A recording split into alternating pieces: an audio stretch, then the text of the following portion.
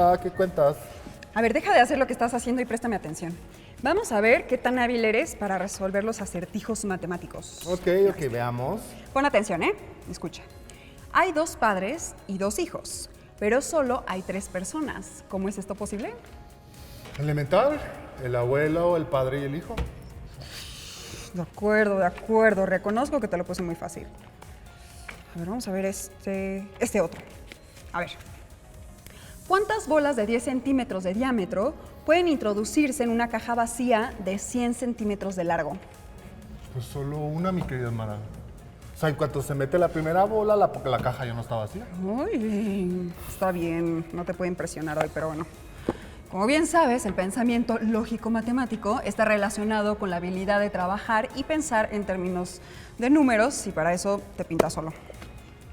Pues como bien dices, el truco está en emplear nuestro razonamiento lógico. Y ya que estamos en esto de los acertijos y en buena onda, Ok. ahora es tu turno, ¿eh? Tienes Ok. que insertar este cuadrito en ese rectángulo porque no pude. A ver. A ver, ¿qué tendríamos que mover?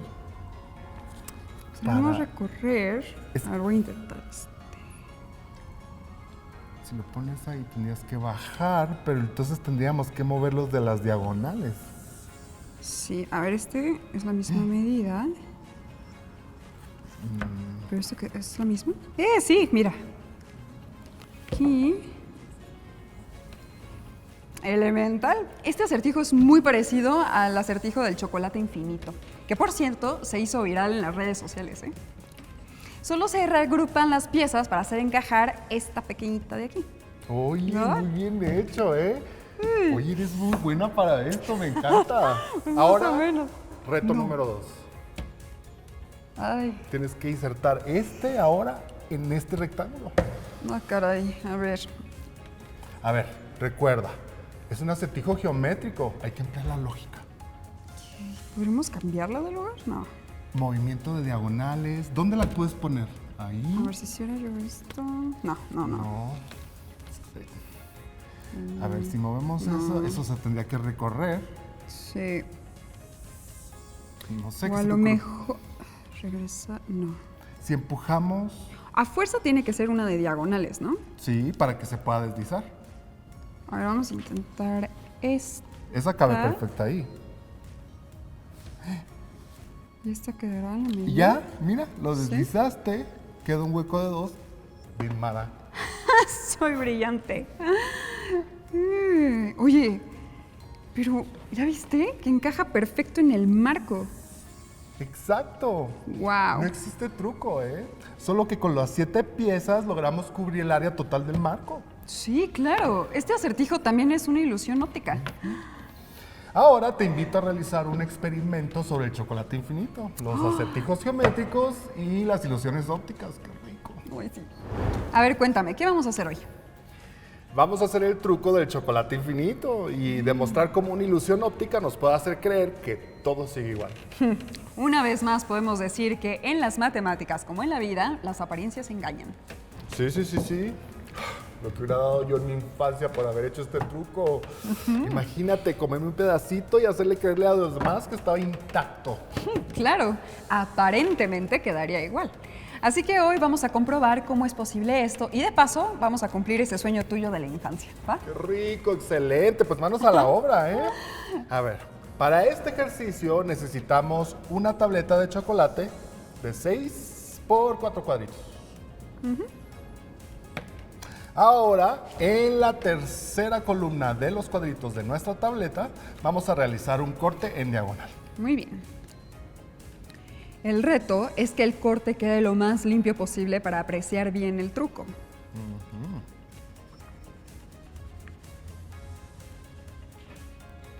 Después vamos a realizar un corte en la primera fila de la barra donde se aprecian 4 cuadritos completos. ¿Sí? Finalmente, cortamos el cuadrito que vamos a extraer de la tableta. A ver. Muy bien, y retiramos ese cuadrito y lo hacemos a un lado. Vamos a reagrupar las piezas La que cortamos arriba la colocamos abajo y deslizamos nuestro pedazo grande hasta formar el rectángulo de chocolate de 6x4. Claro. A simple vista podríamos engañar a la mente porque casi es imperceptible la pérdida de área del chocolate. Pero como hemos visto antes, esa pieza es el área que se perdió de la tableta completa. Si observamos bien, la columna 3 es mucho más estrecha que las otras. Por lo tanto, no es que saquemos un cuadrito extra de chocolate, sino que es un cambio de área producido por los cortes y reacomodo de sus partes.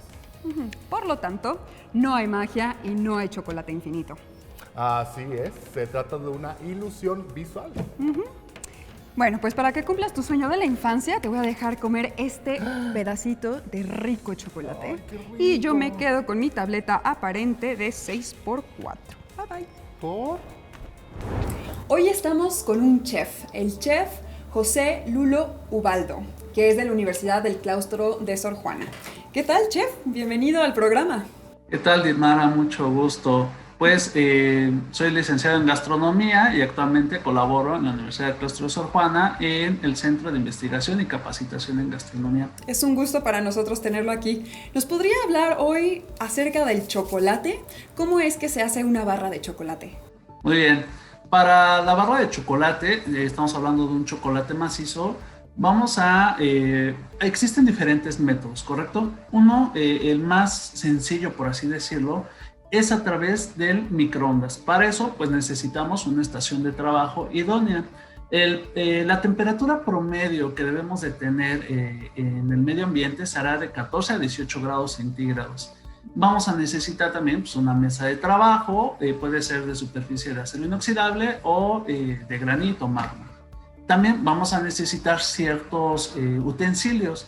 Para ello necesitamos un microondas, por eso hablo yo de la facilidad de la elaboración, un bowl de plástico, espátulas de silicón y pues evidentemente un molde de policarbonato que tenga la forma de una tableta de chocolate.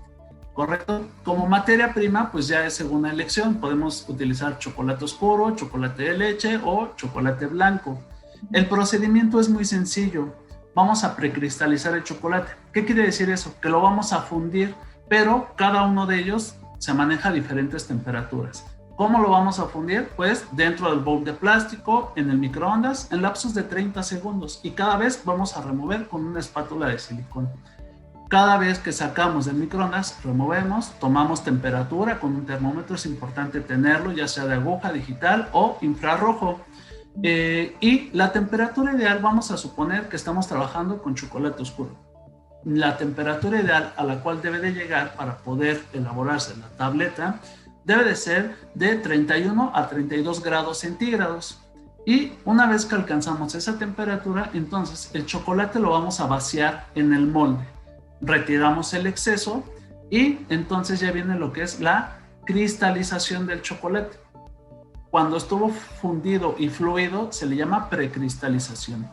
Cuando ya lo vaciamos en el molde se le llama cristalización y enseguida lo metemos a refrigeración a 4 grados centígrados para que el chocolate vuelva a cristalizar, es decir, va a ser otra vez sólido y va a tener una capacidad de contracción, lo cual lo permite desmoldar. Y es así de sencillo como podemos obtener una barra de chocolate macizo. Wow, ¿y cómo es que diría entonces que influyen las matemáticas a la hora de producir el chocolate? Ya sea para el chocolate que sea tipo artesanal como para su producción en masa, pues. Ok, como bien te puedes dar cuenta, la materia prima es principal, ¿no? Tenemos que hacer la compra desde la planeación de la compra, ¿no? ¿Cuánto pretendo yo producir? Desde ahí ya empiezo yo a calcular cuánto es mi estimado de producción al final. Y vamos a lo micro, ¿vale? A partir de 1 kilo de chocolate que yo voy a fundir, es decir, a precristalizar, y mi molde tiene una cavidad de aproximadamente 100 gramos de capacidad, por ese kilo de chocolate que yo ya fundí, ya precristalicé y voy a transformar en tabletas, voy a obtener 10 piezas de tabletas de chocolate de 100 gramos por ese kilo de chocolate. El margen de merma es mínimo mientras se utilice con esos principios, ¿no? de respetar toda esa línea de producción. Si eso lo llevamos a macro, pues evidentemente pues va a variar según el tamaño del molde, la capacidad que tenga cada molde y obviamente el estimado que yo tenga o la capacidad que yo tenga en la infraestructura para poder procesar. A veces hablamos de toneladas de chocolate. ¿Vale? Entonces, en el ejemplo que yo acabo de dar, por 1 kilo de chocolate me podrían salir 10 barras de 100 gramos. Y me gustaría agregar otra cosa. Claro. ¿En qué otra cosa? Ahorita estamos hablando así como de producción estimada, pero si se dan cuenta, les he hablado mucho de las temperaturas, del tiempo estimado en microondas, etcétera. Ahí también van cálculos donde yo, con base en lo que yo vea en el microondas, cómo se va fundiendo, pues resulta ser que por cada segundo, de 1 a 2 segundos, el chocolate sube su temperatura de 1 a 2 grados centígrados por cada 8 segundos en el microondas. Ahí también estamos haciendo cálculos de estimación para determinar a qué temperatura necesito llegar. Y si hablamos de economía, ¿cuál es el impacto que considera que tiene el chocolate a nivel económico en el país? Bueno, hay que ubicarnos, me gustaría ubicarnos en el nivel mundial. Resulta ser que África cuenta con el 70% de la producción a nivel mundial, destacando países como Costa de Marfil y Ghana, mientras que México apenas alcanza el 1%. En el Atlas Agroalimentario de Zagarpa de 2017, México ocupa en la posición número 3 a nivel mundial, llegando a producir hasta 27.287 toneladas de cacao. Eso quiere decir que también aquí en México el consumo per cápita es de medio kilo, todavía es muy bajo. Okay. En cuanto a la importación, nosotros importamos demasiado en el 2017, fue hasta 88 millones de dólares y lo que alcanzamos a exportar apenas fueron 2.8 millones de dólares. Pues muchas gracias y no se vayan porque vamos a hablar de paradojas geométricas. Las paradojas geométricas relacionadas con el área se han estudiado desde el siglo XVI, producto de esta necesidad humana de encontrar una explicación lógica a aquello que, a simple vista, parece mágico, engañoso o alejado de la realidad. ¿Te has preguntado por qué es tan fascinante este tema? Bien, pues se trata de explicar cómo 2 o más figuras geométricas podrían diseccionarse y reagruparse, ganando 1 o más centímetros cuadrados respecto al área de la figura inicial. Ahora, expliquemos qué ocurre realmente. Una paradoja muy conocida y que tanta impresión ha causado es la de 2 triángulos que, formados por las mismas piezas, pero distribuidas de manera diferente, deja un espacio vacío de un cuadrado. Ambos triángulos tienen una base de 13 centímetros y 5 centímetros de altura y están formados por las mismas 4 piezas. Entonces, ¿cómo es que aparece un cuadrado vacío en una de las imágenes? Analicemos el área de cada pieza. El triángulo rectángulo rojo tiene un área de 12 centímetros. En la sustitución de su fórmula tenemos base por altura entre 2, es decir, 8 por 3 dividido entre 2. Así obtendremos un área de 12. Hacemos lo mismo en el triángulo rectángulo azul. Bajo el mismo procedimiento tenemos un área de 5. Las piezas rectangulares verde y amarilla tienen un área de 8 y 7 centímetros respectivamente. Recordemos que ambos rectángulos tienen una base de 5 y altura de 2. A esa área de 10 se resta el área que está en blanco. Veamos, el rectángulo verde tiene un área de 5 por 2 menos 2 por 1 es igual a 8. En consecuencia, el rectángulo amarillo tiene un área de 7. La suma por separado de estas áreas es de 32 centímetros cuadrados. Por tanto, se entiende que el triángulo en conjunto es de 32 centímetros. Sin embargo, al calcular el área del triángulo en total, obtenemos un área de 32.5 centímetros. ¿Qué ocurre? Que estamos frente a una ilusión óptica, porque el triángulo de la izquierda en realidad no lo es. Si observamos bien, tiene 4 lados o 4 vértices, por lo que la hipotenusa no es una línea recta, sino 2 pendientes ligeramente distintas. Aquí está la magia, debido a que para el ojo humano esta ligera inclinación es imperceptible. y esa variación corresponde al área del cuadro que falta. Ahora bien, el triángulo de la derecha es un triángulo rectángulo con 3 lados y con una hipotenusa recta. Concentrémonos en las pendientes de ambas figuras. En la primera, la que crea una ilusión, ya sabemos que tiene una pendiente formada por 2 triángulos. El rojo cuenta con una hipotenusa de 3/8 y el azul una hipotenusa de 2/5. En cambio, el triángulo rectángulo, la pendiente es de 5/13. Como ves, ninguna de estas pendientes o hipotenusas son iguales, pero sus valores son muy parecidos. Por lo tanto, el área entre esas líneas corresponde exactamente al cuadrado que falta. Como ves, la ilusión óptica sobre el truco del cuadrado perdido se ha desvanecido a través de la aplicación de los principios matemáticos. Recuerda, en las matemáticas como en la vida, las apariencias engañan. Hola, ¿qué tal? Estamos con Ana Alberro Semerena, quien es matemática de la Facultad de Ciencias de la Universidad Nacional Autónoma de México. Ana, ¿cómo estás? Hola, ¿qué tal? Buenos días. Buenos días, mucho gusto. Mi primera pregunta es, en las matemáticas, ¿qué se entiende por el concepto de área y cuál es su origen? Mira, las superficies planas tienen una extensión y precisamente la medida de esa extensión es a lo que conocemos como el área. Se confunde en general superficie con área. Superficie es la región y área es su medida. Entonces, el área es una medida y tiene unidades. Si mides en metros, entonces el área son metros cuadrados. Si mides en centímetros, el área es en centímetros cuadrados. Pero no es la superficie. Siempre se tiende a confundir las dos cosas y el área es una unidad métrica. O sea, digamos que en otras palabras, como la superficie es físicamente como la sábana o lo que esta cosa que queremos, esta figura. La región que tú vas a medir, que es una región plana, es decir, en 2 dimensiones, y el área es su medida, es numérico, mide 4 centímetros cuadrados o mide 100 metros cuadrados. Que es justo lo que nos enseñan en geometría, a calcular las áreas, ¿no? De las superficies.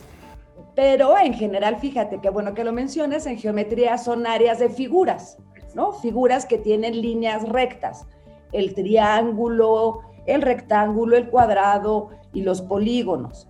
Pero bueno, ya veremos que también se pueden calcular áreas de superficies que no tienen líneas rectas o que no son regulares. A nosotros nos enseñan eso, ¿no? El pentágono regular, perfectito. Pero bueno, luego, ¿qué pasa cuando tú sales a la vida real y tienes que medir un terreno? Ahora, ¿cuál fue su origen? Pues precisamente el origen es en el antiguo Egipto. El Nilo cada año se inundaba y entonces tenían que volver a medir los terrenos, para poder volver a medir los terrenos y asignárselo a los propietarios, pues ahí fue cuando empezaron a aprender a medir precisamente superficies, ¿no? Y entonces así van asignando y cada año inevitablemente el Nilo pues se inundaba y entonces cubría todos los terrenos y había que volver a delimitarlos y decir, pues tal propietario tenía tantos metros y así. Y ahí es donde surge, digamos, el origen del concepto. Ok, y ahorita que estábamos hablando muy interesantemente existe una diferencia entre calcular área de figuras geométricas regulares con lados planos a otro tipo de regiones irregulares. ¿Cómo es que las matemáticas se calculan, por un lado, las superficies o el área de estas regiones, de estas figuras que tienen puros lados rectos? Bueno, en el caso de los lados rectos, se parte básicamente de figuras equivalentes, lo que son figuras equivalentes, y que se consideran figuras equivalentes, que son figuras que tienen distinta forma, pero la misma área. Entonces, ¿cómo llegaron a las fórmulas que te enseñan en la escuela? O sea, ¿por qué el área de un triángulo es base por altura sobre 2? ¿O por qué el área de un polígono regular es perímetro por apotema, etcétera? O sea, ¿de dónde surgen? Esas se fueron deduciendo a partir precisamente de las figuras equivalentes. Entonces, partiendo de que el área de un rectángulo, que es lo más simple, que es lado, o sea, ancho por largo, como lo quieras llamar, pero lado por lado, a partir de ella se deducen, considerando que son figuras equivalentes, el área de un triángulo, porque es la mitad de un rectángulo, o el área de un trapecio, o el área de cualquier cuadrilátero, ¿no? Y entonces todas las que son regulares o que tienen, sí, de alguna manera regulares, se van deduciendo a partir del área del rectángulo y a partir del concepto de figuras de figuras equivalentes, lo que se llama figuras equivalentes. Por ejemplo, en el caso del chocolate infinito, pues el chocolate infinito parecería que son figuras equivalentes, pero es una ilusión óptica. Tú no alcanzas a ver que no son figuras equivalentes, parecería que sí lo son, pero te están haciendo trampa. Y ahí lo importante es distinguir cuando hay figuras equivalentes y cuando no son figuras equivalentes. Perfecto. Ahora, nuestros chavos que nos están viendo por la televisión en este momento son de bachillerato y muchos de ellos en la secundaria llevaron geometría y matemáticas y aprendieron a calcular superficies, áreas de superficies, ¿no? Sin embargo, van a llegar a un momento, quizá al final de la preparatoria o al inicio de su universidad, donde tengan que encontrar áreas bajo las curvas o áreas ya no solamente con lados rectos, sino que sean superficies curvas. ¿Cómo es que se hace esto? Bueno, eso ya es más complejo, es matemática avanzada, efectivamente, digamos, a lo largo de tu primaria y de tu secundaria y posiblemente hasta quinto grado, sea de preparatoria o cuarto semestre de bachillerato, bueno, tú te quedas nada más en lo que llamamos polígonos, es decir, figuras que están formadas por lados rectos, y ya sea tu polígono puede ser regular, que son los más bonitos, digamos, o irregulares, que tienen cualquier forma. Cuando ya llegas a calcular área bajo la curva, esa es una rama de las matemáticas que es bastante más pesada, que se llama el cálculo integral. Que es precioso. Que es precioso, de hecho siempre va acompañado primero del cálculo diferencial, entonces muchas veces se le llama cálculo diferencial e integral. Y entonces las integrales son las que es una rama, exacto, y entonces te permite calcular el área bajo la curva. Otra área que es curva y que nos parece muy obvia, porque ya la aprendimos, es el círculo. O sea, el círculo que tiene ese famoso número pi, que de hecho hace pocos días se le llamó el día del número pi, porque en Estados Unidos las fechas las dan al revés. Bueno, pues a partir de pi es tu primera área curva, digamos, ¿no? Que está contenida en una curva. Y bueno, esa es la primera que conoces. Nunca evalúas que es una curva, pero bueno, cuando llegas a cálculo diferencial integral, sobre todo ahí ya te das cuenta que ella es matemática más compleja, pero que esto ha abierto, o sea, el cálculo diferencial integral ha abierto pues el camino a muchísimas ciencias y permite hacer muchísimos cálculos, ¿no?